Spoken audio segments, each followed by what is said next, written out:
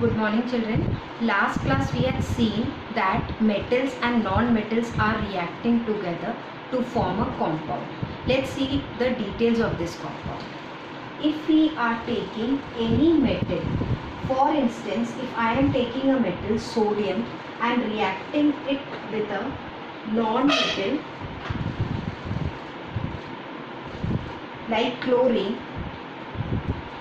the metal will have a tendency to lose the electron and non-metals will have a tendency to gain the electrons. So metals and non-metals, they react together in a manner that they are forming compounds called as ionic compounds. Now let's look at this metal. If I look into the electronic configuration of sodium, sodium has got atomic number 11, so it will have electronic configuration 281. Chlorine has got atomic number 17, so it will have electronic configuration 287. So this information tells me that if one electron from sodium is removed, or if it is transferred to this chlorine, then both can have the octet or the noble gas configuration.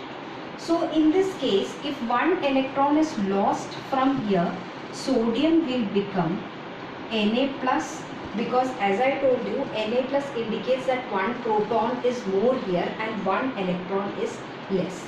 By giving out one electron, it has become Na plus, and chlorine, by taking this one electron, has become Cl minus. That is Cl minus, it has gained one electron here. So I can write in this manner also, that is chlorine sodium atom will change into Na plus by giving out one electron, and I can write that chlorine ion is formed if chlorine atom gains one electron. So when sodium ion and potassium ion combine together, they form a bond called as ionic bond.